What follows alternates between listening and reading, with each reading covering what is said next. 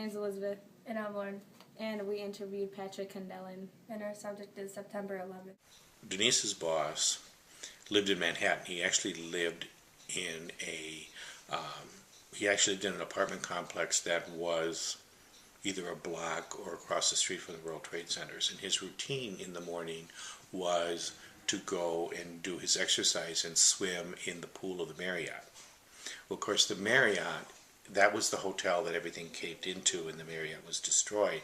And so when the planes hit and the debris was falling into the hotel, they were evacuating everything, and you didn't have any time to go and get your clothes. And so he had bare feet with all this glass and debris all over the place, and so people were picking him up in his swimming trunks, and racing him down the street. And because his apartment was so close, he didn't have the ability to go to his apartment either, because all of that was was in the impact zone. He later was very interesting when he talked about his experience, because he was really talking about how traumatic that was, and he spent quite a bit of time with psychologists to work through how that affected him. And then he also told stories about seeing parts of the cockpit laying between the buildings as he was escaping. I mean,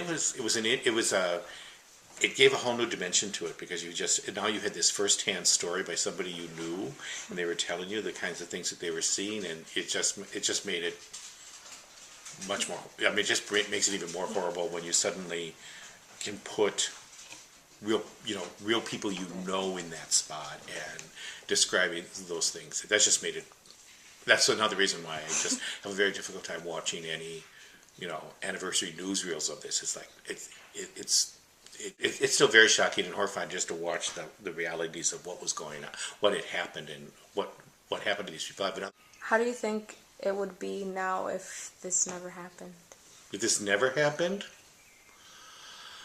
That's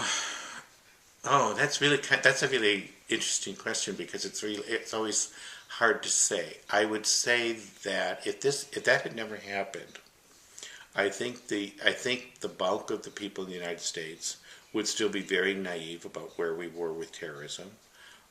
Certainly terrorism would be more active than it is today, because obviously the war against terrorism has eliminated many of the people who planned and pulled these things off. So you would see more terrorism today than we do, because this happened and then our response happened. But I think that Americans would probably be more naive than they are today about this stuff. How long after this happened do you think people kind of weren't so scared of what happened? I would hope they still are. I would hope that they are. I would hope that they haven't lost too much of that. And I think when you look at what happened in Boston, at Boston Marathon, you see a tremendous amount of growth in the way that Americans respond to those kinds of events, and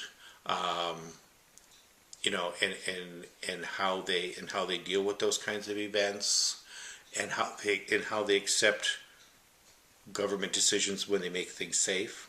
I mean, on September 11th, they shut down airspace. No planes were flying, and we had people coming in from weird places. I mean, people were scrambling for rental cars. The CEO of U.S. Bank was in Omaha, Nebraska, and was supposed to come home on a private plane that day. Well, couldn't, unless you were going to drive it up the freeway. So they quickly rented a car, which those obviously ran out very quickly. You didn't get rental cars. We had another executive who was at a conference in San Francisco, and she had to get on a bus to come cross country, which actually is kind of a humorous story because she had never ever traveled by bus before. And if you want to talk about somebody who was totally naive about what that kind of how you travel by something other than an airplane, her story was pretty funny because you just realize how clueless she was about changing the mode of transportation. So there were a few lighter moments that way, but I think Boston really shows that I don't think Americans have gotten over it, and I don't think, which is good. And so when Boston occurred, you had so many people who just jumped in to help the first responders and to help everybody, and do these acts of kindness for which they don't actually say they're heroes. They go, well, no, I just had to do what I had to do. Mm-hmm. And so you see people do extraordinary things in extraordinary difficult situations, and they still do that. And they still do that because they remember, and that's a good thing.